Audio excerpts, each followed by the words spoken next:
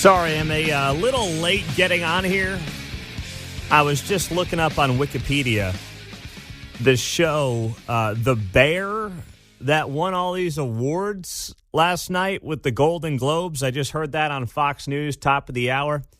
You know this show, Garner, or is this all news to me? New to me, never heard of it. Okay, thank you very much for confirming and not making me feel bad about myself to start off a Monday morning.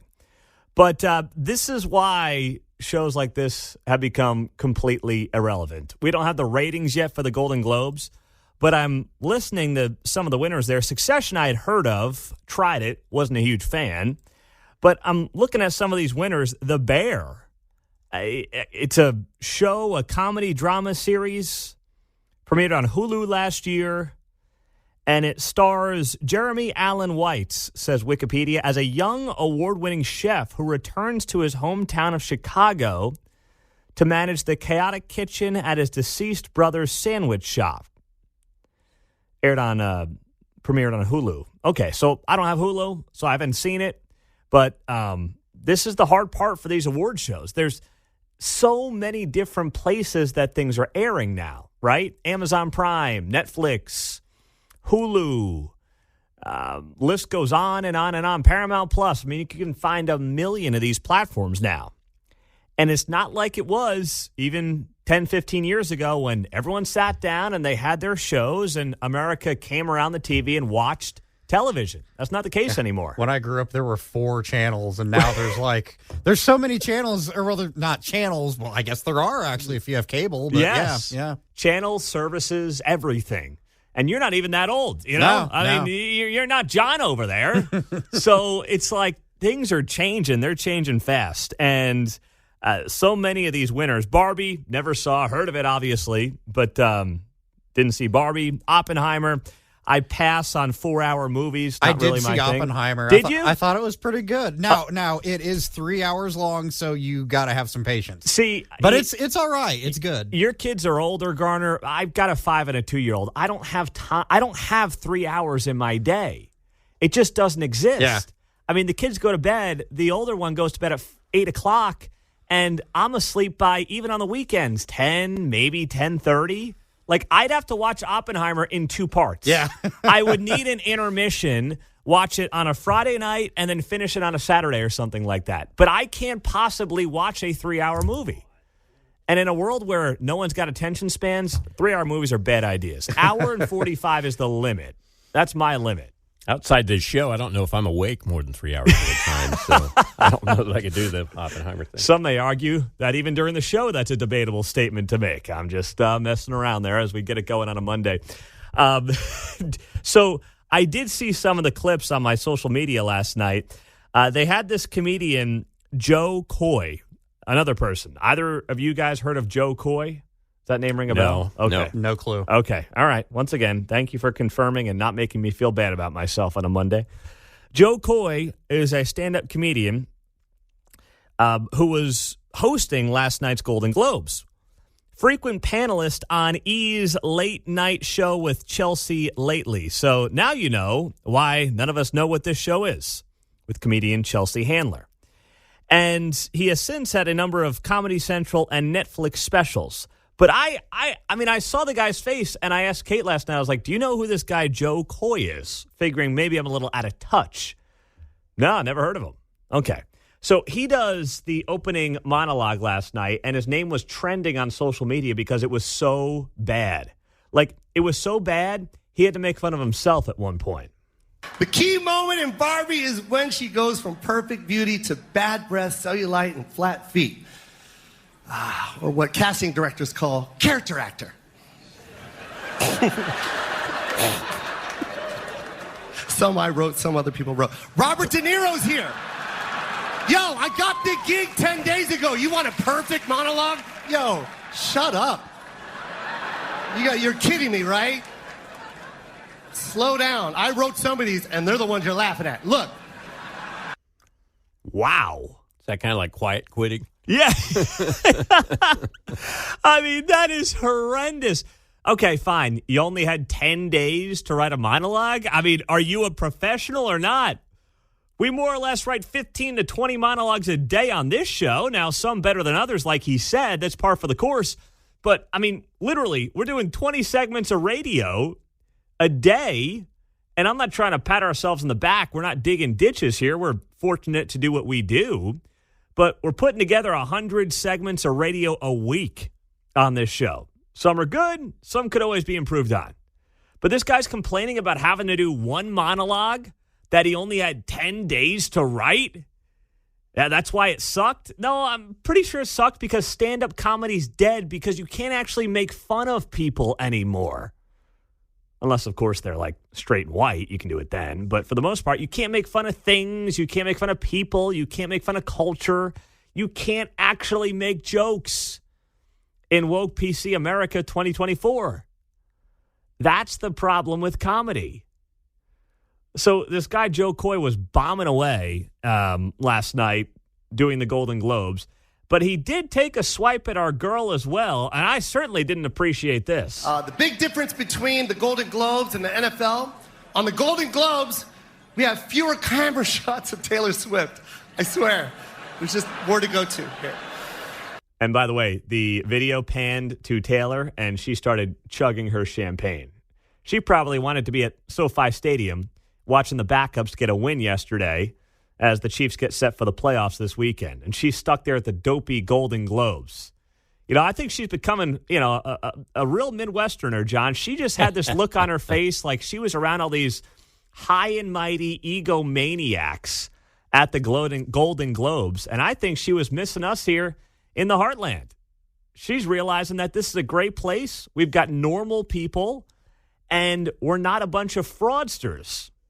So the look on her face, she did not look happy last night. You know, she can use public restroom here. And yes. People don't bug her. She can go to Rye and hit the public restroom, and everyone just keeps eating their dinner. So go figure. How about that? But meantime, speaking of the Chiefs, bad weekend for the Golden Globes, it looks like. We'll see what the ratings are later today. But great weekend for Chris Jones. See Chris Jones, he got his sack, and he ends up getting a $1.2 million bonus. So no one had a better weekend than Chris Jones on that front. He needed 10 sacks. He had 9.5 going into the game. He played the game, and he got himself a $1.25 million bonus, and he sprinted to the sidelines after he got that sack in the game yesterday. I was kind of like watching it, but not totally watching it because the game didn't mean anything. But I did see Chris Jones celebrating his $1.2 million sack. So that must feel good, and I guess Quentin Lucas will get his earnings tax share of that, right? I would imagine. I saw he was congratulating Chris Jones last night on Twitter. And I'm like, no, you're congratulating the government of Kansas City, Missouri, because they got their grubby hands, I would imagine, on a portion of that $1.25 million. But by the way, the forecast for Saturday night when the Chiefs take on the Dolphins, it is going to be 0 degrees out at Arrowhead. That's the projection right now. So start thinking about those layers if you're going to be out at Arrowhead Stadium on Saturday night when Tyreek Hill makes his return to Arrowhead Stadium for the first time since leaving Kansas City for Miami. Happy Monday. Hope your week's off to a great start. We're going to be monitoring the weather as well throughout the morning and throughout the day. Rain to snow to rain to snow, and depending on where you're at, you'll be getting more up to the north is what it looks like as we get it going this morning here on KCMO. Now, Saturday was a big anniversary for cable news, and one individual found himself tearing up over the anniversary. We've got that audio coming up on KCMO Talk Radio on a Monday morning, 95.7 FM. All right. I mean, I'm happy to give it a shot on the text line. Pete, you're missing out by not watching The Bear. It's a great show. You would love it. The episode, The Fishes, is the best 50 minutes in the history of television. 3576 on the text line. But here's the problem. I don't want to get another streaming service. That means I got to buy Hulu or at least get the 99 cents for 6 months and then remember to cancel it or something like that, which who remembers to cancel those things? Right. Right? That's what they count on that, right? Yeah. I have watched The Bear. Oh, you've seen The Bear? Don't keep up with it, yeah. Is it good? I was interested, but like I say, I haven't kept up with it. I've watched the first 3 or 4 episodes.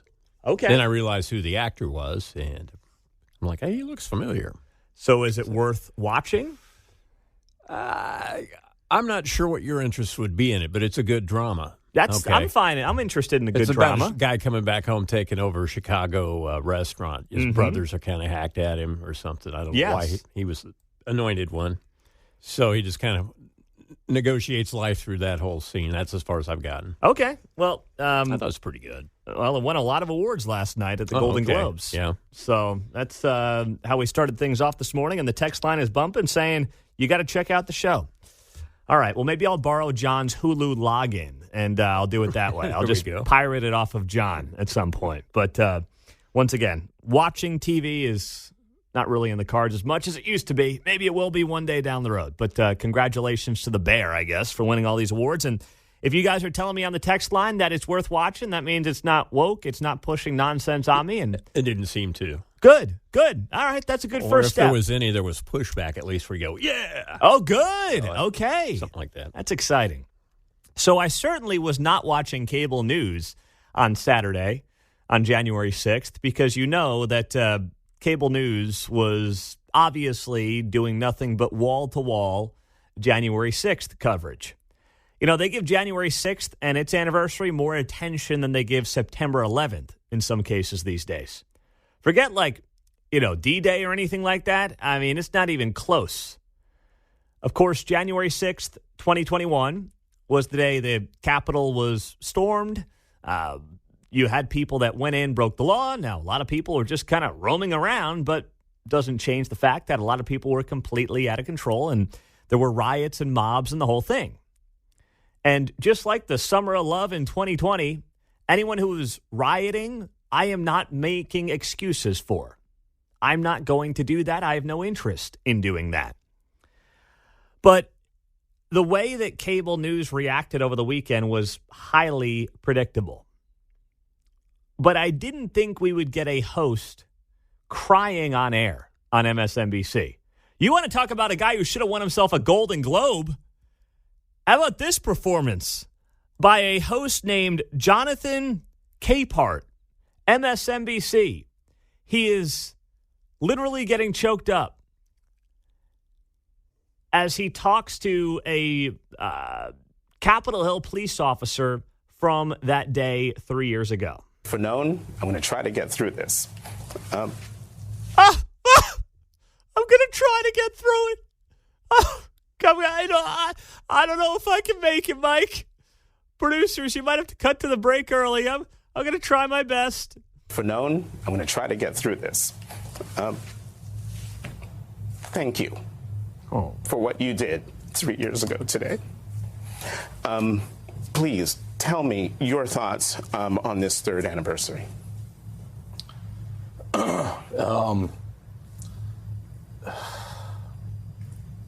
We are still in the midst of the same fight that began on January 6th, 2021.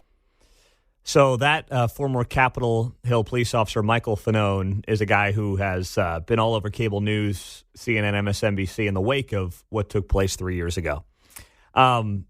So if you saw his face, you would know him. He's been on cable news a lot to talk about that day over the last 3 years. But Jonathan Capehart of MSNBC holding back tears is something I did not have on my bingo card, a guy I don't even know. I had to look up his name. I was like, who? I just literally Googled MSNBC host cries on air January 6th, and that's how I found him, because I had no idea who the guy was. But he should be up for a Golden Globe in 2025. How about that? You know, it's just looking back on that day 3 years after the fact and how one political party and an entire media establishment continues to use it for political gain. Trump got so outplayed. I mean, he got so outplayed that day. He should have known the moment Nancy Pelosi was not going to give him and denied him extra security, his spidey senses should have gone up. There was nothing that was going to come out of that day that was going to change anything. At least not anything for the positive. It was nothing but another opportunity to feed an ego that had been bruised since Election Day. And now there's the downside of it. And the downside, of course, is what ended up taking place and the fact that Joe Biden is about to run an entire presidential campaign around it. That's what he's going to do. I mean, we played his first ad of 2024 on Friday, and I mean, it's nonstop photos and references to January 6th, 2021. That's what it is. And that's what it's going to be, because that's all they've got. And by the way, you know, we can sit here and mock some of this stuff, but it works. It works with independent voters. And I guarantee you, Joe Biden has polling that proves it works. That's why he's doing it. Besides the fact that he can't run on his own record, he can't run on his own economy, it works.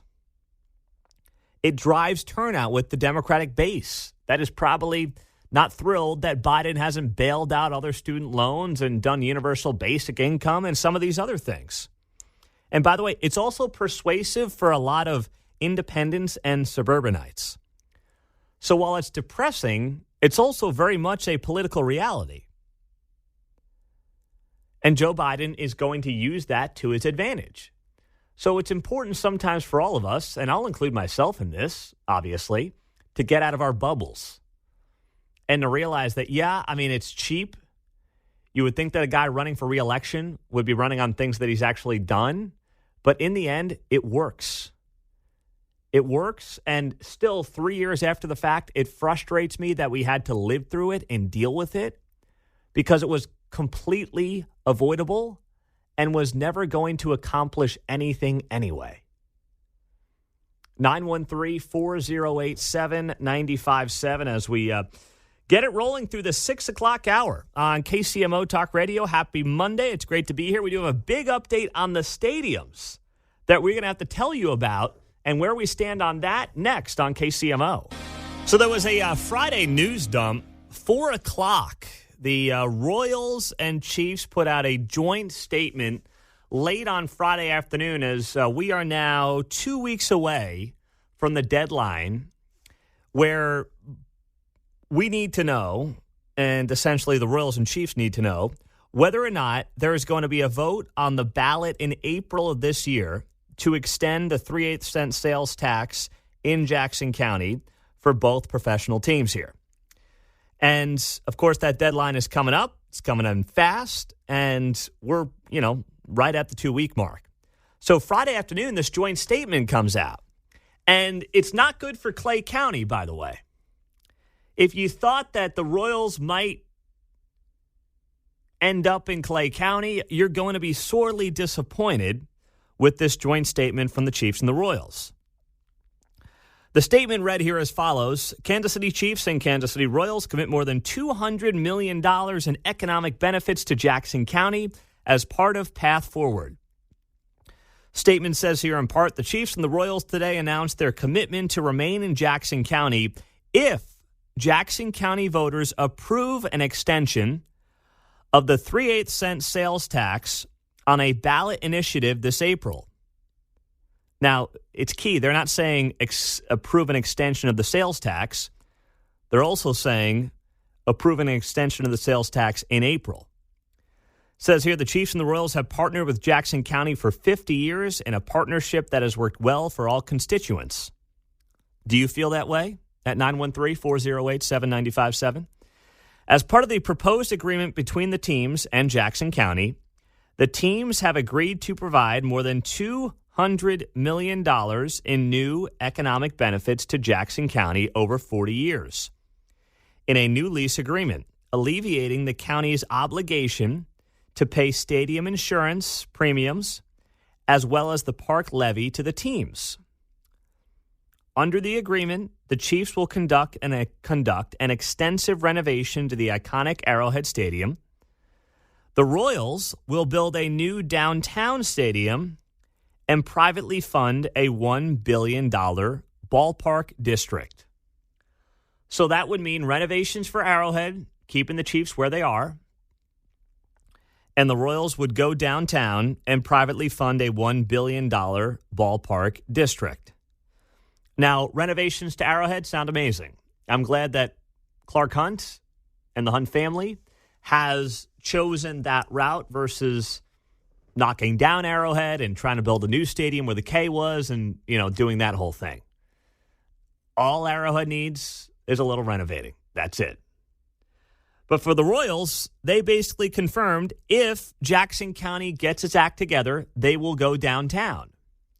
Now, that East Village site has obviously been the top site that's gotten all the attention. There's a new location that's gotten some attention, and that's the old Kansas City Star building.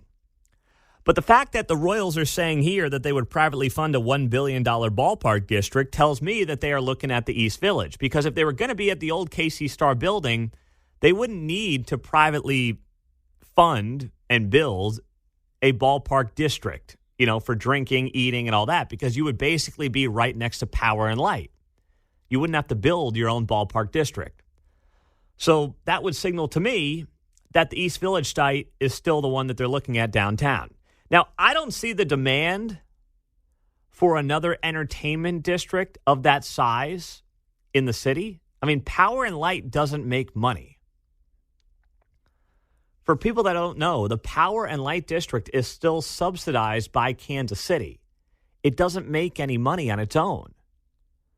So now the Royals are going to make a bet that a new stadium with a ballpark village and entertainment district, and they figure, hey, 81 nights a year, we know we're going to have people there. Okay, true.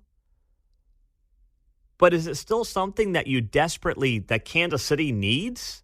Basically, what they're saying is the taxpayer will pay for a large part of the stadium, so then they can build an entertainment district that it's not obvious anybody wants or the region needs. That's what they're saying in a nice way here. The statement does have a little more to it here. I don't want to read the whole thing, but it notes the teams have not sought any increase in the existing sales tax and have committed to providing the county with significant additional benefits by paying for insurance coverages for their respective facilities, costs that are currently paid by the county. So they would take the insurance premiums off the county's plate, and they would handle that internally. This will result in a cost savings to the county of $80 to $100 million over the course of the extended and new terms of the leases. But that's an enormous insurance premium, is it not? Providing the county the ability to reallocate each team's share of an existing park property tax for the other county uses the extension term of the Chiefs' lease and the new term of the Royals' lease. This will allow the county to utilize approximately $140 million for other county purposes over the course of the extended and new terms of the lease. Lastly here, the teams are committed to entering into a robust community benefits agreement similar to agreements provided by other NFL and Major League Baseball teams for other venues, providing for various initiatives that will benefit the citizens of Jackson County. Now, the whole community benefits agreement nonsense is just, happy-go-lucky chatter to make people feel good. That's all that is. It's mostly meaningless. But once again, in today's world, you got to put that stuff on paper, whether you like it or not. So that's a step in the right direction. Now, Frank White, the Jackson County executive, he put out a statement also on Friday night. And he said here, in part, this is from Frank White. I know. We actually are hearing from the county executive. Talk about a bombshell. Stop the presses. Frank White is speaking. He says here in a statement, as we navigate these crucial negotiations involving potential commitments of billions of taxpayer dollars, I want to make it abundantly clear. I have not and will not rush into any agreement. The well-being of Jackson County and its residents is my foremost priority. We are mindful that we have weeks until the April ballot deadline. Weeks. Try 2. But we also have 7 years remaining on our current leases, with both teams providing us a valuable window to thoroughly evaluate all proposals. My commitment is to transparency, diligence, and fairness throughout this process. Every step taken will be in pursuit of a fair and equitable agreement that upholds the financial stability and future prosperity of our county. I will not support any ballot issue until we have reached an agreement that aligns with the best interests of Jackson County and our residents. So that's Frank White, to me, pumping the brakes on this whole thing. The Royals and the Chiefs put out a joint statement at 4 o'clock in the afternoon on Friday saying, we're ready to go. Let's get this thing on the ballot in April. And Frank White's doing the old Lee Corso. Not so fast, my friends. He's slowing the whole train down. And Frank's been slowing this thing down for a long time. Now, he's saying, hey, there's 7 years left on the lease. What's the rush? Well, here's what the rush is. And no one's talking about what the rush actually is. But what the rush actually is that the Chiefs in particular will get money from the state of Missouri from Governor Mike Parson. He is very open to giving especially the Chiefs, but maybe the Royals, but definitely the Chiefs, some state funds to upgrade Arrowhead. Mike Parson is out of office in January of 25. There will be a new governor in Missouri. It's not obvious to me that whoever the governor is going to be as sympathetic to the Chiefs in giving them state dollars to refurbish Arrowhead Stadium. But the Chiefs know they've got Governor Parson. I don't want to say in their back pocket, but they know they've got him, and he's willing to help them out. They don't know who the future governor is going to be and if that person is going to be willing to do that. So that's why the timing matters. That's why it's a big deal to both teams to have this thing done and done it soon. And, you know, the Royals, of course, they want to get it on the ballot just before the season really gets going. You know, they don't want to be sitting there at 12-42 on Memorial Day saying, hey, can you vote for a new stadium for us in August? That's not going to go well for them, even though I think they're actually going to have a pretty good season based on how it's shaping up. 913-408-7957. So now it's up to you, the Jackson County voter and taxpayer, to decide whether or not this is going to be in your best interest if they get it on the ballot. There's still 2 weeks until that April deadline ballot needs to be met. Next on KCMO, Kendall Gammon, top of the hour, talk about the Chiefs getting set for the playoffs this weekend. But a former president, no, it's not Trump, the one before him, is very worried about another former president.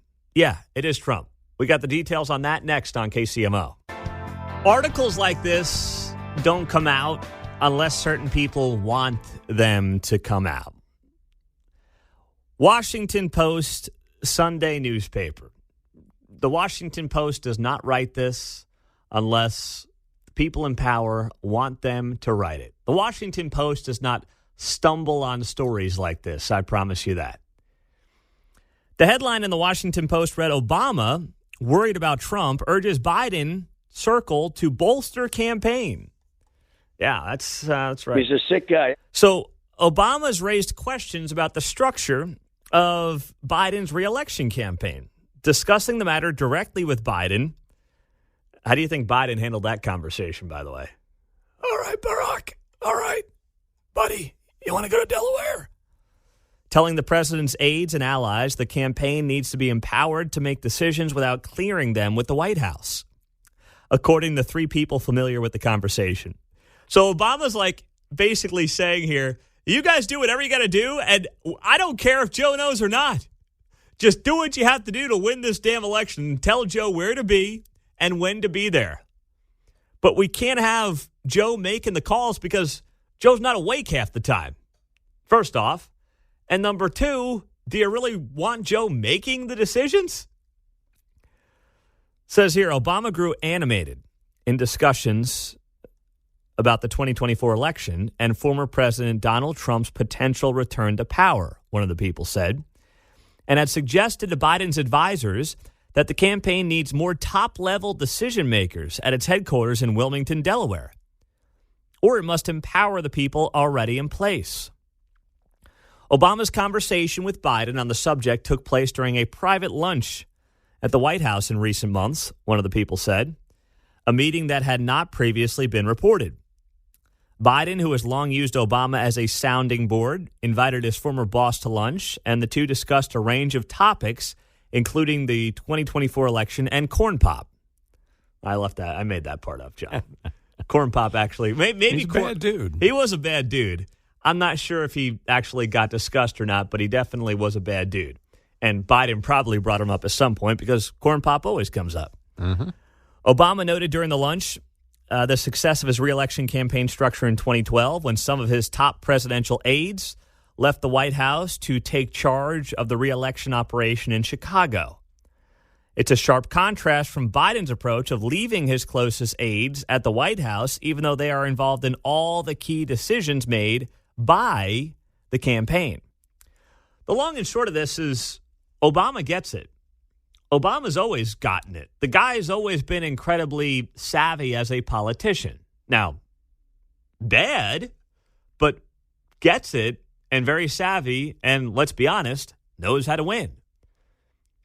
He won on hope and change in 2008, and then 4 years later, he won on, darkness and divisiveness and the whole thing. That was his reelection bid.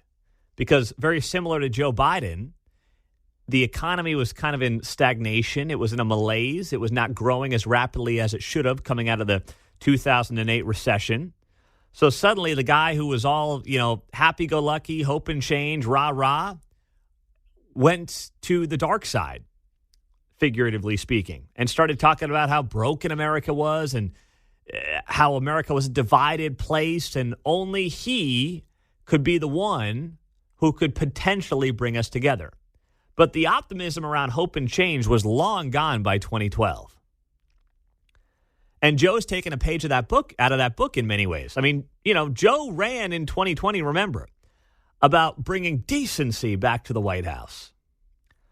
Well, he spent 4 years more or less trashing and insulting half of America. And now as he runs for the re-election, there's no talk about bringing decency or keeping decency in the White House. Now it's about, hey, if you bring that guy back, if you bring the former fella back, well, guess what? Dark days are ahead. I've made the preservation of American democracy the central issue of my presidency. I believe in free and fair elections and the right to vote fairly and have your vote counted. There's something dangerous happening in America. There's an extremist movement that does not share the basic beliefs in our democracy. All of us are being asked right now, what will we do to maintain our democracy? History's watching. The world is watching. Most important, our children and grandchildren will hold us responsible. Yeah, the kids are going to be upset if you vote for Trump. That's Joe Biden's reelection pitch, which is very similar to what happened to Barack Obama from 2008 to 2012. And now Obama apparently is meeting with Biden to advise him on his reelection bid and to warn him that Donald Trump is a serious candidate. And deep down, I think the Biden people know that. I think they've seen the polls. But here's the thing. If I was a betting man right now, I would bet on Joe Biden. I would. Because a lot of things can happen the next few months. If we start to get interest rate cuts, if the economy just starts to show some signs of improving, well, that's going to be good news for Biden. Not that he's going to run on the economy, but the emotion that independents and suburbanites are going to have around Donald Trump is going to supersede any economic pain if the economic pain lessens over the next few months, just a little bit and subsides. So just if that's a Vegas bet, right? That's if I'm in Vegas and I'm having to put a wager on one of these two guys at this point in time, I wouldn't have it on Donald Trump. I know the polls would suggest otherwise. But if I had to put the mortgage on one of those two at this point in time, it would still be on Joe because, by the way, the infrastructure that Biden and the Democrats are going to have is going to supersede whatever Trump's got because Trump doesn't have much of an infrastructure as far as I can tell right now. There's not a lot of money there because it's being spent on some of the legal issues and legal woes. And yes, two things can be true. He's getting railroaded on a lot of the legal stuff, but you still need the money to build up the infrastructure, to get people out to vote, to get your voters out to vote, to get people registered to vote. You still have to do all that. It can't just be rallies. It's got to be more. And my fear is that as the year goes along, the difference between the two parties and the infrastructure is going to become more obvious by the day. Next, we're going to talk to Kendall Gammon, get set for the playoffs this weekend. We know it's Chiefs, Dolphins, Arrowhead on Saturday night. The game yesterday was meaningless, so we're going to look ahead with Kendall Gammon coming up on KCMO Talk Radio. Well, Bill highlighting something that I've been saying for the better part of a week now since we got back on the air. I'm dreading what 2024 is going to bring because none of it's going to be positive from either guy. But yesterday I was sitting in church and listening to our pastor, and he mentioned something that stood out to me that in many ways applies to more of what we talk about every day here on KCMO. He said something, and I'm paraphrasing here. He said, if you think your church is perfect, then you're in a cult. And I thought to myself, well, that's a great point. I mean, listen, obviously you want a church that you like, that you believe in, but it's never going to be perfect because nothing is perfect. And I thought about that in today's political climate and environment that we find ourselves in. Everyone tries to find a reason to suggest why their candidate is perfect. We see it all the time. Some of you will call in or text in. And trust me, they're not. One, they're human beings. There's only been one of those when it comes to being perfect. And number two, they're politicians. They're inherently flawed. Like, by their very definition, politicians are flawed. But just like, if you think your church is perfect, you're in a cult. If you think your politician is perfect, I would argue you are also in a cult. And while some are better than others, of course, for those of us who might occasionally gently point out the flaws of certain politicians, it just simply means we're not interested in cults. We're not.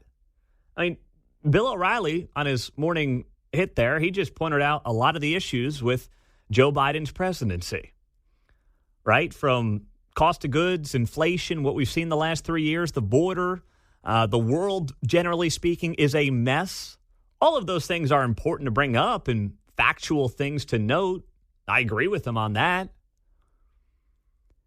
But it doesn't mean that the guy or whoever it's going to be running against him is perfect, is going to improve your life, is going to dramatically make your tomorrow better than today by them existing in a White House. Now, they can do things that certainly can improve things for all of us. I believe that. But Dave Ramsey often talks about this on his show, and it's always a great point. And, listen, Dave is like-minded to me, and I know like-minded to probably many of you. But he is right when he says, in large part, your successes or your failures are not going to be determined by who is sitting in the White House. In large part. Now, it can certainly help. Things can improve. But it's not going to be the reason that you fail or you succeed. So as we get ready for the next 9, 10, 11 months, and gosh, we all know how that's going to go, right? It's not going to be pretty in large part. Just remember that. I mean, as we have these conversations every single day, on and off, when appropriate for the next bunch of months, just know that you don't have to defend everything somebody says or does. You just don't need to do it. It's okay. You can vote for somebody while still knowing they're incredibly flawed. You don't have to defend everything they say, everything they might put on social media. You just don't have to do it. I'm not going to do it, and I hope none of us end up doing it because we don't need to do it. The conversations can have gray areas to them, and they should. Part of the thing that social media has done to us for the worse is everything has become so black and white, right? If you're not with us 100%, you're against us. John does a good impression of that. But that's the general theme. If you're not with us, you're against us. John oftentimes does that with a little Midwestern tang. First, you're against us. Yeah, you've got that one down, Pat. Very well job. Nice job by you. And that's exactly right. But it shouldn't be that way. But social media has made us that way. Social media has dumbed us down in terms of how we converse with each other. Like, I guarantee you there are people who, will put things on my social media pages, in the comments section, on Twitter, whatever. They're rude, they're obnoxious. But if you actually met them in person, you could talk to them. Like, if they ever even called this show, we could probably have a normal conversation. If we met at one of our events, if I bumped into them in the streets, we would have a normal conversation. We might disagree, but we'd have a normal conversation. But social media has basically created an environment where we no longer have to work those muscles of actually conversing with real-life human beings. We just get to say whatever we want to say, no ifs, ands, or buts, no gray areas. It's black and white. It's my way or the highway, whatever cliche you want to use, and that's it. It has protected us from thinking outside of our own bubble. Because also on social media, you can create a world where you only consume what you want to consume. And even the gentlest of pushback, you can completely avoid. And as long as that is the world that we are allowed to create for ourselves, that's not going to improve anytime soon. And my fear is that over the next 11 months, it's only going to get worse. But we're going to do, I think, what we can on our end to actually have real-life human being conversations and hear from people across the board that I might disagree with, you might disagree with, I might agree with, you might disagree with. Who knows? We're going to have as many of those folks on as we can because I think that those conversations are going to be crucial to getting through this next year, no matter what the outcomes are. Next on KCMO, Scott Wagner is going to be here, Clay County Commissioner. It sounds like the Royals are out on Clay County. They are intent on staying in Jackson. What do the Clay County folks make of that? Commissioner Scott Wagner next. It's a Monday morning. The rain is starting to come down as far as I can tell. Outside of the KCMO Talk Radio studios on 95.7 FM here at Corporate Woods. And, of course, that'll be changing over to snow. It looks like it's going to be much worse up to the north. You get up towards Garner's neck of the woods in St. Joe, and he's looking at 6 to 10 inches up that way. Yeah, Fox 4 just set up to 12. Oh, all right. So yeah, Snowmageddon 24. Yeah, so we're going to have you guys here at a hotel in town. That's the plan, because we need Garner to help right this ship, keep this train on the track, so to speak. So we don't want you driving up to St. Joe and driving back in the middle of a snowstorm. That wouldn't be good for you. Yeah, that does not sound like fun. No, so we're going to take care of you here. But yes, definitely if you're up north, be more careful because that's where it's expected to be worse here with the snowstorm. Greg Bennett of KCTV5, meteorologist there, he's going to join me at the bottom of the hour on KCMO Talk Radio. So Ken Coleman, Ramsey Personality, is scheduled to be here this hour. We're having a tough time getting a hold of him, and I think I might know why. Ken is going to the national championship game tonight. He's a Michigan man. So we were going to try to sneak in a conversation before he hits the road and goes to Michigan, Washington for a national championship this evening, which is in Houston. So he might be, listen, I'm going to cut the guy some slack here because I understand how that goes. You're juiced up. You're going to a big game. Your alma mater's in a national title. I've seen my basketball alma mater, Villanova, win 2 national titles in 16 and 18. Beating KU along the way, I must add. But anyway, I understand how that is. You're a little foggy on game day. You're a little nervous for a national championship game. So I'm going to give him the benefit of the doubt. If we can get him on the line here at some point, I will let you know. If not, we'll keep this show on the tracks and keep it moving. So one thing I wanted to talk to him about in particular was this jobs report. We reacted to it live on Friday. It came down at 7:30. And what did we find out? Yes, it was a job report that exceeded expectations, which is good. But when you actually dug into the numbers, 52,000 of the 216,000 jobs in the jobs report was from the government. The government in 2023 created the bulk of the jobs. So I put this up on my Twitter page on Friday. I said, this thing is unsustainable. You had the government jobs lead all sectors in job growth and increase 52,000. the government added on average 56,000 jobs per month in 2023, more than double the average monthly gain of 23,000 government jobs per month in 2022. So I put that up on Twitter on Friday, and this is the kind of crap that I deal with. I'm going to start putting in for hazard pay because the company is like, hey, Pete, we want you to be active on all these platforms. And it's like, fine, I get it. It's not like the old days where you do a 4-hour radio show and you turn the mic off and it's like, see you tomorrow morning, right? I mean, I'm posting things on Twitter, on Facebook. I'm putting some lifestyle stuff on Instagram. I mean, we're doing it all. We got to be accessible at all times. And I'm okay with that. It's good. It makes it fun. But the nonsense I get in response to this stuff on Twitter is just like, it makes me dumber. So a guy who's an anchor over at KCUR, the National Panhandler radio station in town, name is Sam. He writes back to me and he goes, why is it unsustainable?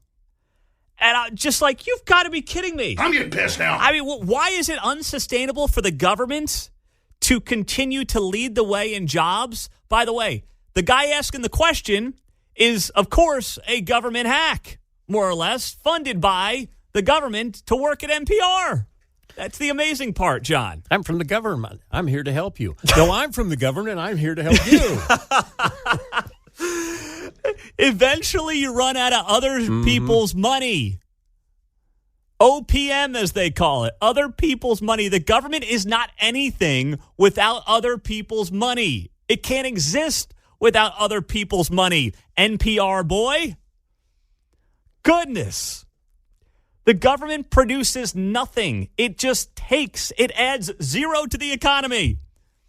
Government employee wonders why government can't keep growing.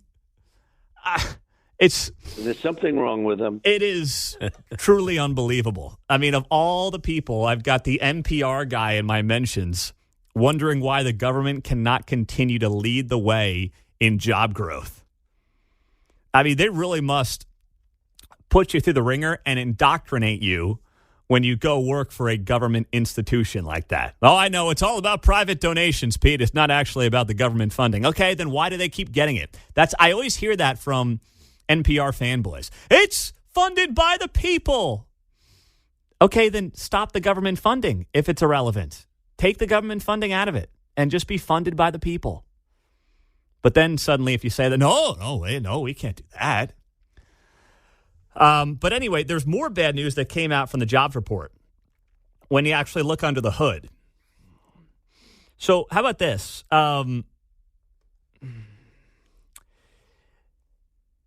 The economy shedded 1.5 million full-time jobs in a single month. You heard that right. 1.5 million full-time jobs in a single month. And on top of that, part-time workers soared 762,000 for the highest on record. Multiple job holders hit an all-time high, 8.6 million.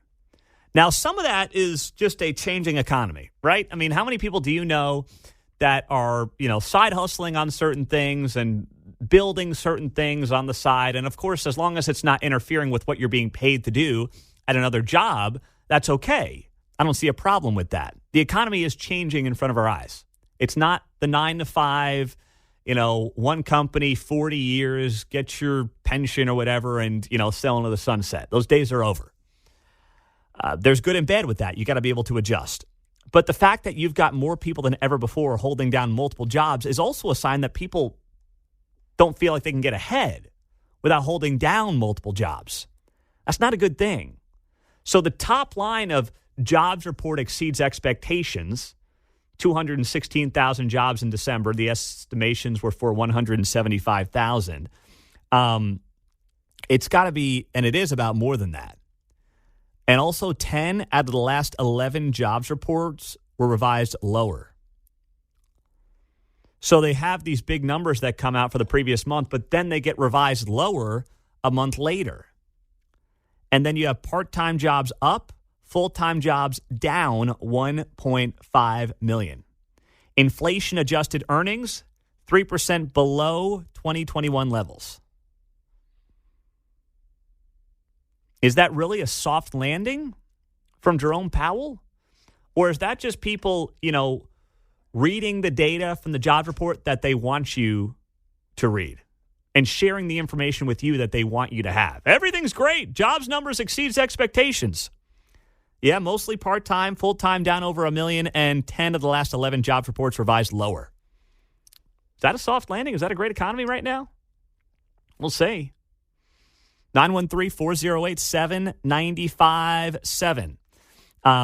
Coming up, there is another disaster on the horizon that is not getting, and I don't mean, I hate to be the bearer of bad news when I say that. I'm not trying to scare anybody with that kind of tease.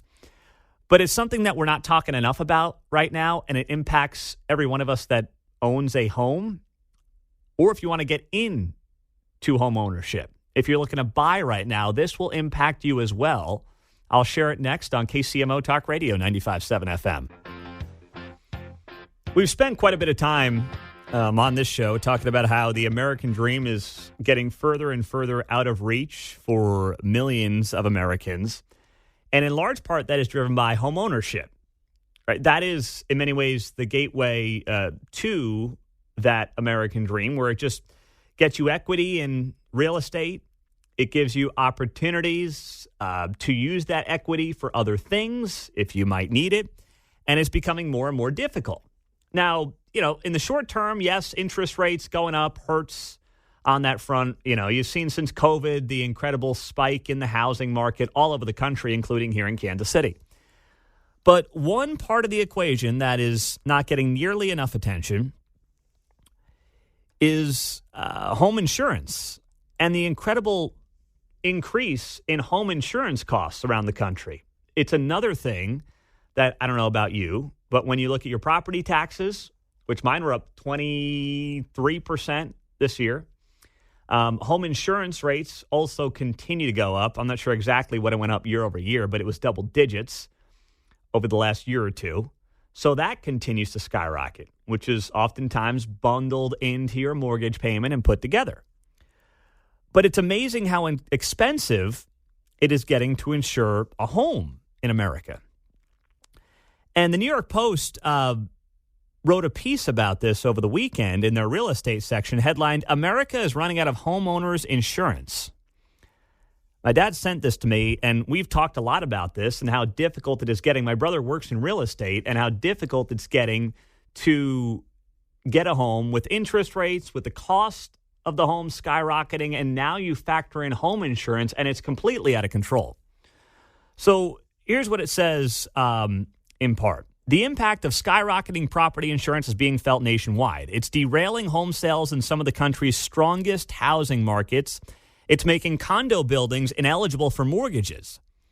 And it's disincentivizing investors from buying and improving on much-needed new apartments in markets that are starving for them.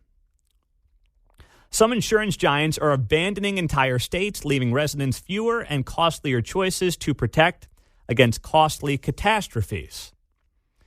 Premiums for U.S. homeowners insurance jumped by an average of 21% from May of 22 to May of 23. That eclipsed the already staggering 12% rise from the previous year. So 12% from 21 to 22 and a 21% increase for homeowners insurance on average from 22 to 23. And then when you go state by state, it's unbelievable what you're seeing. Arizona, 37%, Colorado, 35%. I have a local angle on this as well that, as I was doing research on this yesterday, is really not good for one side of our state line. But anyway, just to get to some of these other numbers and what's happening here, U.S. property insurers are hurting following 3 straight years of underwriting losses, including nearly $7 billion in 2022 alone. That's unlikely to change anytime soon, as the number of weather events causing at least $1 billion of damage continue to surge. There were 25 in 2023. That's up from 18 in 2022. Catastrophes like Maui and Hurricane Ian are much of the reason it's also more expensive for insurers to insure themselves.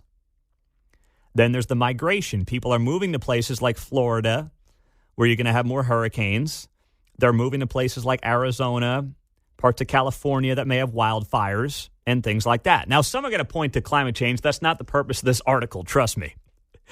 When you have more people in Florida, when hurricanes come, it's going to impact more people. It's going to cost more money. That's just how it goes. And you've had this massive migration to, in particular, the state of Florida since 2020 in the wake of COVID. They've had over 650,000 new residents go to that state. So this is absolutely a crisis.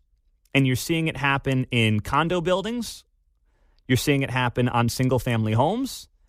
And you're seeing it happen on even larger properties like, say, Arrowhead Stadium and Kauffman Stadium. One of the negotiations going on right now with Jackson County between the two teams is that the teams will take their insurance in-house. Jackson County had previously covered that. But one thing in the statement that the Royals and the Chiefs released on Friday is that the teams have agreed to essentially pay for their own insurance, which alleviates the county's obligation to pay stadium insurance premiums. So that's also impacting what's happening on the larger scale with our teams at the high level. But then you get to the state-by-state breakdown. And I started doing some research on this yesterday afternoon. I was watching the Chiefs game, but it was such a dud. I started looking up home insurance rates by state for 2024. And the average cost of homeowners insurance for a $250,000 dwelling, the average national cost is $1,600 per year. In Kansas, it's $3,900, the average annual premium. That is $2,200 above the national average. Now, Missouri's okay. Missouri's basically at the national average. But for some reason, the state of Kansas is double the national average, and it's got some of the highest average annual premiums in the country, right up there with Nebraska, Oklahoma. I'm looking at some of the other states here with really high premiums. Louisiana. Now, I get it. California. When you factor in some of the natural disaster potentials, tornadoes and whatnot, I understand it. But still, the fact that Kansas is more than double the national average on average annual premiums for homeowners insurance, and Missouri is right at the national average, that doesn't make a lot of sense to me at all. So I reached out to a couple of folks who are politicians in the state, and I said, well, let's figure this out sooner than later, and let's get the ball rolling on some kind of conversation here, because if Kansans are being hosed on homeowners insurance, then I would like to think our politicians could do something about it. But the answer is going to be, and I don't like this answer, but the answer is going to be the states are going to have to get more involved with homeowners insurance, whether that's insuring people or at least looking under the hood and seeing what the heck these companies are doing. Mark, Independence, got a minute, Mark? It's all yours, buddy. Go ahead. Yeah, real quick. I'm starting with an insurance company now, only going to do half my roof. I live in Missouri, though, and the adjuster told me part of the problem with the big rates, they sustained big losses like $22 billion State Farm. And the reason being that during COVID, they didn't send appraisers out. They just wrote the checks and paid the claims. Now, that does not surprise me one bit. Mark, thank you for that. And I'm hearing more and more of that. I can't tell you how many people I know who are using their insurance for things that no one even checked on. Like, they didn't have somebody come out. So I don't know if they're understaffed, if it still is in the wake of COVID where they never sent anybody out to check on this stuff. But that is a really interesting point that I'm glad you brought up, Mark. 913-408-7957. We'll get to more of you, plus what exactly is in store weather-wise here in the days ahead. That's all next.